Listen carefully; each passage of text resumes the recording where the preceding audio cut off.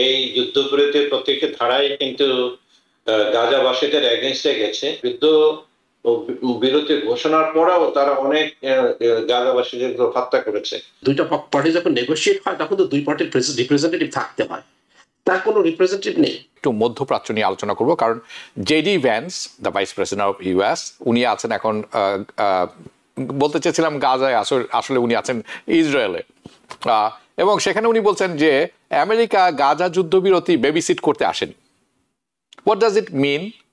কতখানি হতাশার হতে পারে প্যালেস্টিনিয়ানদের জন্য, কতখানি হতাশ হতে পারে এই যে 2 বছর ধরে আমেরিকাতে মানুষ এবং বিশ্বে স্টুডেন্টরা, স্পেশালি দ্য ইয়াং স্টুডেন্টস, যারা এই ট্রাম্প অ্যাডমিনিস্ট্রেশনের চোখ রাঙানি, জেল, জরিমানা, পিটনি খেয়েও তারা এই সিজ ফায়ারে খুব একটি আশার আলো দেখতে পাচ্ছিলেন। এখন সেটি কিন্তু খুব ভালো দেখা যাচ্ছে না। এটি কি আসলে হঠাৎ করে কোনো পরিবর্তনের ইঙ্গিত দিচ্ছে, সংকেত দিচ্ছে বলে আপনি মনে করেন?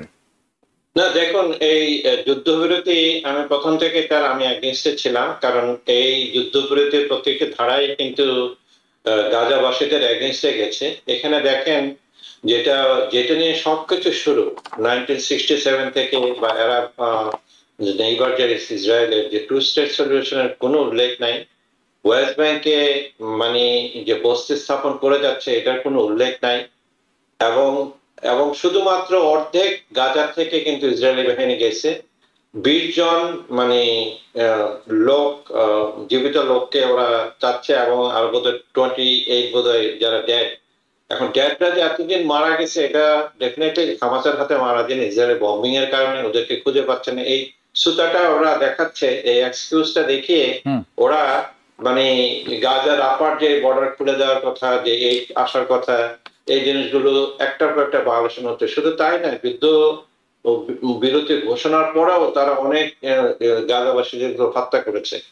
এইটা ডেফিনেটলি ফ্র্যাজাইল, এবং ট্রাম্প আসলে দাবি করে এটা করতে চাইছে ঠিক ওইভাবে, কারণ নোবেল প্রাইজ পাওয়ার একটা খায়েশ ছিল তার, কিন্তু নোবেল প্রাইজ পায়নি। এখনো সব ভিতরে চলছে, বিভিন্ন প্রোগ্রামে সে কিন্তু বলতেছে নোবেল প্রাইজটা তার দেওয়া উচিত ছিল। কিন্তু এই লোকের যে পলিসি, যে তারা মনে করছে যে এটা করে 1000 ইয়ার্স, যেখানে 3000 ইয়ার্স প্রবলেম সলভ করেছে, এগুলো মানে ডোনাল্ড ট্রাম্প লাইক টক, তাই না? কিন্তু আমার কথা হলো যে এখন ইসরায়েল তো একটা বেয়ারা চাই, তাই না? ইসরায়েল মানে ইয়াকে মানবে না। ইসরায়েল আমার মনে হয় না যে আসলে এটা কোনো একটা সলিউশন দিচ্ছে। এটা আলটিমেটলি আবার যুদ্ধের দিকে যাবে। ওদের আলটিমেট গোল হলে গাজাকে ওরা অ্যানেক্স করবে, এবং সেই জায়গায় যদি সেকেন্ড স্টেজ, যেটা পার্মানেন্ট মানে পিসের কথা যেটা বলা হচ্ছে, সেকেন্ড স্টেপে যাতে তার কোনো সময় লাগার দরকার নেই, তাই না? কারণ যদি আমেরিকা যদি সত্যি মানে সিরিয়াস হতো, আমেরিকা আসলে সত্যি সিরিয়াস না আসলে।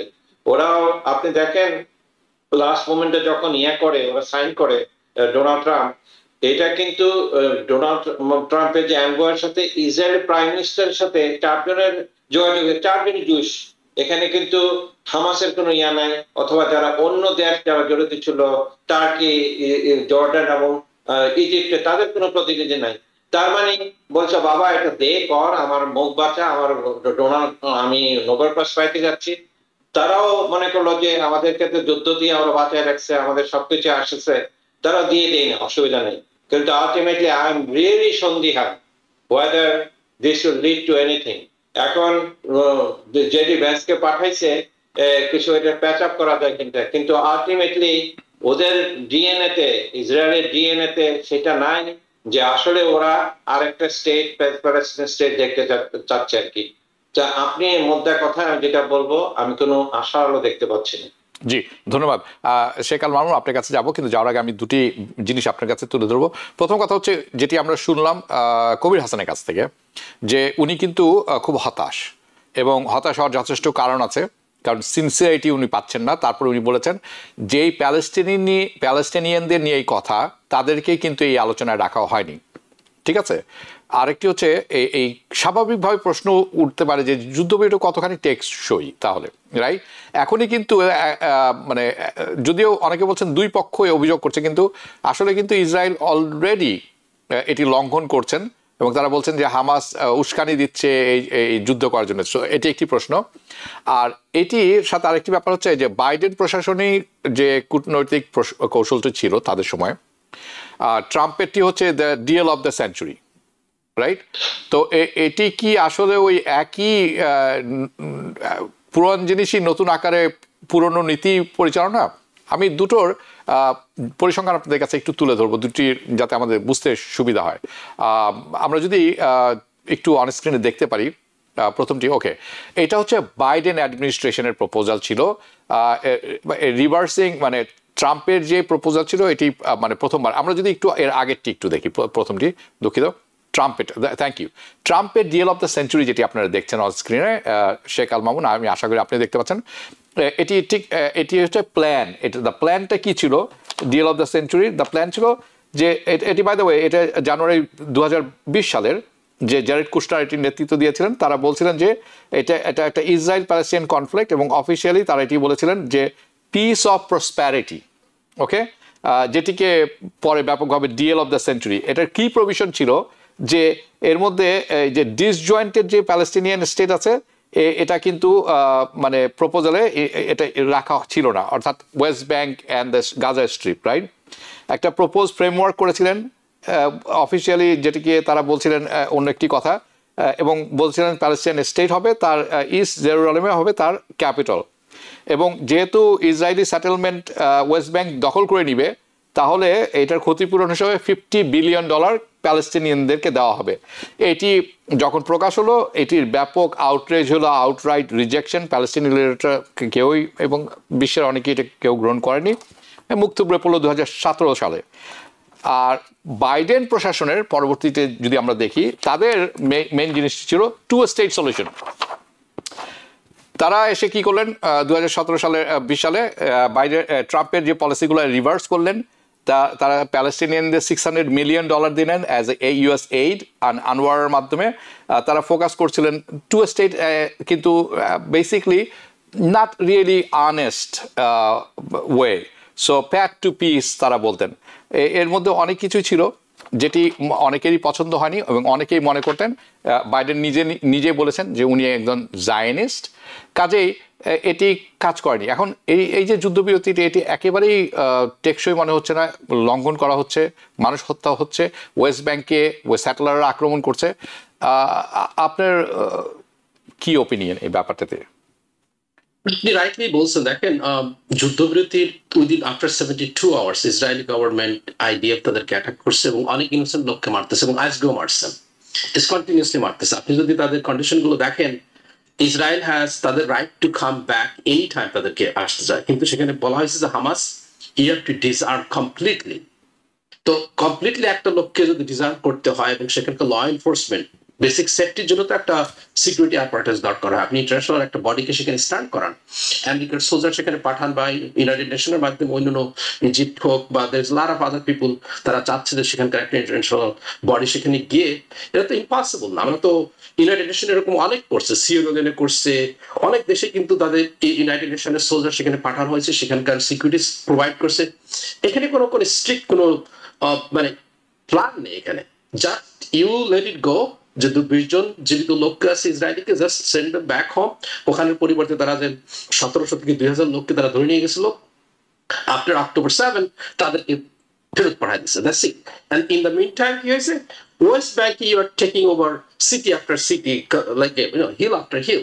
গাজাতে কি হচ্ছে, they supposed to open the Rafah border, এবং তারা কিন্তু ইজিপ্টের সঙ্গে যে রাফার যে border is very very important border, সেখান থেকে প্রচুর ফুড মেডিসিন সবকিছু আসতেছেন, কিন্তু সেটাকে তারা ওপেন করেনি, কমপ্লিটলি শাটডাউন করছে। সো আসলে কথা হচ্ছে কি, প্লেন বাংলাতে যেটা বলা হয় যে ইসরায়েলি অ্যাডভাইজার যেটা লিখে প্রেসিডেন্ট ট্রাম্পকে এবং তাদের অ্যাডভাইজারকে দেওয়া হয়, তারা সিম্পলি সেটাই রিড করে তাদেরকে পাস করানো হয়, বলে যে এটা তোমরা পাস করে নিয়ে আসি। আমেরিকাকে বলা হয় যে এটা আমরা লিখে দিলাম, তোমরা এবার যেভাবে করো, ইউনাইটেড নেশনের মাধ্যমে করো, যার মাধ্যমে করো, এটা পাস করো। কিন্তু আমেরিকান পলিটিশিয়ানরা কমপ্লিটলি সোল্ড আউট, এটা কিন্তু সবাই বুঝতে পারতেছে। এখানকার সমস্ত মিডিয়া সোল্ড আউট, এবং আপনি যেটাই মিডিয়ার কথাই বলেন না কেন, আমরা যদি নিউ ইয়র্ক টাইমসকে আমি সাবস্ক্রাইব করতাম, নোবডি, একটা লোক নেই যে এই যে সাফারিং হচ্ছে প্যালেস্টিনিয়ানদের এগেনস্টে ইয়ার আফটার ইয়ার আফটার ইয়ার, কখনো একটা ক্রেডিবল কোনো এডিটোরিয়াল পোস্ট পাবেন না, কোনো কিছুই না। সো এখানে আপনি যেটা প্রিভিয়াসলি বলতেছেন যে দুইটা পার্টি যখন নেগোসিয়েট হয় তখন তো দুই পার্টির রিপ্রেজেন্টেটিভ থাকতে হয়, তার কোনো রিপ্রেজেন্টেটিভ নেই। কাতারকে আপনি মানতেন, কাতারকে বন্দুক দিয়ে গুলি করে রেখে চলে আসে, তাদের ওখানে মিসাইল মারছেন, হাউ ডিয়ার ইউ। আপনি একটা নিউট্রাল একটা কান্ট্রি যেটা ইসরায়েলের পক্ষে কাজ করতেছে, পিসের পক্ষে কাজ করতেছে, সেখানে সেই দেশে গিয়ে অ্যাটাক করে আসতেছেন, এখানে কোনো কিছুই হচ্ছে না। So whole world is watching, it's a game. So we gonna keep seeing this suffering, those innocent people is going to keep dying, তারা রাবণের ভিতরে বাস করতেছে। This is very very unfortunate. কিন্তু the only way I think it could change যদি আমরা ভালো elected অফিসিয়ালদেরকে আমেরিকাতে elect করতে পারি, কোন সিনেটরকে ইলেক্ট করতে পারি, যদি 10টা সিনেটর যদি চেঞ্জ হয় তাদের mindset, then the whole thing will change. Otherwise it will, আমরা এটা কন্টিনিউ করতে থাকি। কিন্তু যেটা হচ্ছে টাকার কারসন যে মানে রিপাবলিকান পার্টির যে রাইট উইং যে গ্রুপটা আছে, তারা একটা কনসাস হচ্ছে যে আমরা যে বছরের পর বছর দিনের পর দিন বিলিয়নস অফ ডলার দিচ্ছি, এখানে আমরা অলরেডি এই 2 বছরে মোর দ্যান $40 বিলিয়ন এইড দিছি, আমাদের সোলজার যাচ্ছে, আমাদের বম যাচ্ছে। Why? What's the benefit? Israel is a very tiny country. এটা এর থেকে আমাদের অনেক ইম্পর্টেন্ট কাজ আছে, চায়নার সঙ্গে, রাশিয়ার সঙ্গে, অন্যান্য দেশের সঙ্গে, ইন্ডিয়ার সঙ্গে। কিন্তু what's the benefit we are getting? আমরা কি কোনো ন্যাচারাল রিসোর্স পাচ্ছি সেখান থেকে, নাকি কোনো সায়েন্টিফিক কিছু পাচ্ছি? We are not getting anything. Simply আমাদেরকে এখানে sucked into this middle eastern war year after year. কিন্তু অল্টারনেটিভ যদি কেউ যদি একটা প্রেজেন্ট করতো যে এখানে অলমোস্ট 1 বিলিয়ন মুসলিম সেখানে মিডল ইস্টে আছে বিভিন্ন স্টেটে, তাদের সঙ্গে যদি আমরা বিজনেস করি, তাদের লাইফ স্টাইল যদি ইমপ্রুভ করি, eventually America could be benefited by selling their goods, তাদের প্লেন। এই যে আমেরিকার এত প্লেন, শত শত plane, they are buying all the plane from the Boeing, they are benefited. এই যে সুপার কম্পিউটার হচ্ছে, বা আমরা এখানে কোয়ান্টাম কম্পিউটার কথা বলতেছি, তারা কিনতেছে। সো উই নিড টু, তারা কি পারে না 9 মিলিয়ন প্যালেস্টিনিয়ানে তাদেরকে সাফারিং আছে, 6 মিলিয়ন হয়তো গাজা আর ওয়েস্ট ব্যাংক, আর 3 মিলিয়ন আছে জর্ডানে, সিরিয়াতে, অন্যান্য দেশে, লেবাননে। চাইলে কি 9 মিলিয়ন লোককে টেক কেয়ার করা যায় না? কোনো ব্যাপারই না। 9 মিলিয়ন লোককে একটা বেটার লাইফ স্টাইল দিতে কত মিলিয়ন ডলার, কত বিলিয়ন ডলার দরকার? How many jobs we need to created? So এটা কি কোনো, আমাদের দেশে এত বড় বড় ইকোনমিস্ট আছে, ম্যাথমেটিশিয়ান আছে, MIT আছে, হার্ভার্ড আছে, তারা কি একটা মডেল তৈরি করতে পারে না? They don't want this. কারণ এই সমস্ত মডেলটা is been by the Israeli propaganda machine, Israeli aides, Mossad, IPAC, যতই কিছু বলেন, they are holding everything in this country. New York থেকে সম্প্রচারিত TVN 24 টেলিভিশন, বিশ্বজুড়ে বাঙালির কণ্ঠস্বর।